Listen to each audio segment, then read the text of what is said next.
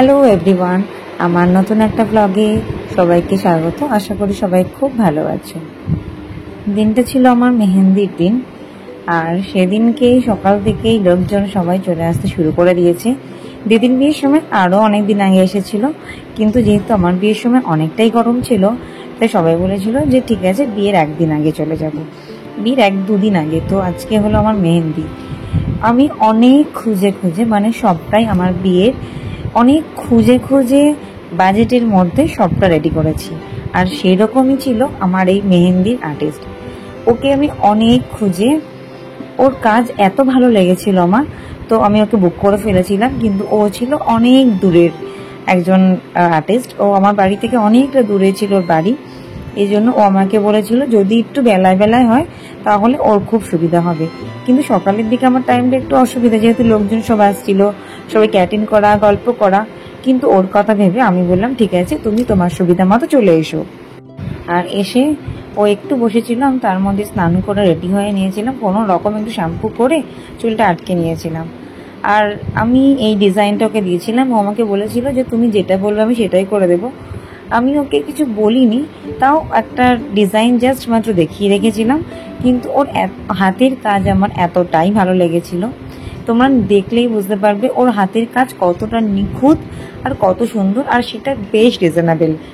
যেখানে এই বাজেটে কিছুই হয় না, সেখানে আমি ওকে অনেক খুঁজে এত সুন্দর একটা মেহেন্দি আমার হাতে করিয়েছিলাম।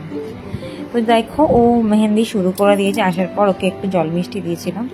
তো তারপরে বেশিক্ষণ ওকে ওয়েট করায়নি, আমিও বসে গেছি, আর ওদিকে লোকজন সবাই চলেও এসছে। আর আমার এত ভালো লাগছিল মেহেন্দিটা যে এত সুন্দর হবে আমি সত্যিই ভাবিনি। যদি ছবি তুলতে চাও তাহলে ক্যামেরাম্যান যখন আসবে সাথে সাথে তুমি এক গ্লাস আমি এক গ্লাস ঘোল বানিয়ে নিয়ে যাবো, আর ওটা দেবো ছবি তুলতে।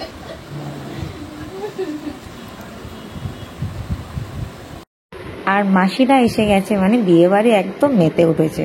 আর কাকি আর মাসিরা ইয়ার্কি করতে শুরু করে দিয়েছে কে কত ফটো তুলবে। আর ওদিকে গোপালদা বলছে যে সুরজিতের নামটা কোথায় আছে। তো খুব সুন্দরভাবে ও লিখে দিয়েছে, আর আমার এত ভালো লাগছে বাহাতটা। আমি সত্যি কি বলবো, আমার মুখের ভাষা নেই, আমার এত পছন্দ হয়েছিল। টেনশনে ছিলাম প্রথম থেকেই, একটু টেনশন কি হবে না হবে, কতটা কি হবে। এছাড়া যখন আমি কখনো মেহেন্দি করতাম পুজো অকেশনে বা কোনো কিছুতে, আমার মেহেন্দিটা অতটা ডিপ হতো না, একটু হালকা কালার হতো। কিন্তু ভাবছিলাম যে বিয়েতে কি হবে, কিন্তু শেষ অবধি কালারটা এত সুন্দর এসেছিল। আর আমি একটু তাড়াতাড়ি ধুয়ে ফেলেছিলাম, কারণ আমার শরীরটা বিয়ের 2 দিন আগের থেকে একটু খারাপ হতে শুরু করে দিয়েছিল। মেহেন্দি দিন তবুও বা একটু ভালো ছিল, যখন আমি মেহেন্দি করছিলাম অনেকটা ধৈর্য নিয়ে বসেও ছিলাম, আর শরীরটা তখন একটু খারাপ লাগতে সবে শুরু করেছে। তো যাই হোক, দেখতে দেখতে আমার মেহেন্দি পুরো শেষ পর্যায়ে চলে এসছে।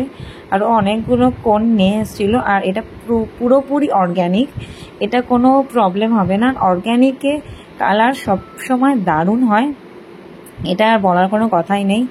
ও প্রথমে বলেছিল দিদি আমি অর্গ্যানিক মেহেন্দি ইউজ করব, তো তোমাদের কোনো সমস্যা নেই। তো অর্গ্যানিক মেহেন্দি যারা ইউজ করেছো তারা জানো যে কতটা প্রপার ওঠে, কতটা সুন্দর ওঠে। এর আগে তো আমার অর্গ্যানিক মেহেন্দি ইউজ হয়নি, হয়তো এই জন্যই এতটা ভালো রঙও হয়নি। তো তারপর বিকালবেলা সন্ধ্যা হয়ে যাওয়ার পর মা দানের যেসব বাসনগুলো সেগুলো মাসিদেরকে দেখাচ্ছিল, কারণ এগুলো এখন গুছিয়ে নিতে হবে, আজকে আর না গোছালে সেগুলো হয়তো হবেই না। আর ওইদিকে দেখো বেনি ওপর থেকে আসছে, দেখি বেনির তো ওদিকে আওয়াজ পাচ্ছি। এদিকে মা সব গুছিয়ে গুছিয়ে দেখে ঢুকিয়ে রাখছে, থালা বাটি আরও যা যা গ্লাস যা যা যেগুলো লাগে। আর এদিকে যে গামলাটা দেখছো সেটা আমার গিফটের, বিয়েবাড়িতে পিসি আগে আমার দিয়ে গেছে। আর ওদিকে চলে এসছে বেনি, ও এত কিছু বাসন দেখে কি করবে ভেবেই পাচ্ছে। আজকের ব্লগটা এখানে শেষ করছি, দেখা হবে নেক্সট ব্লগে। আজকের মতো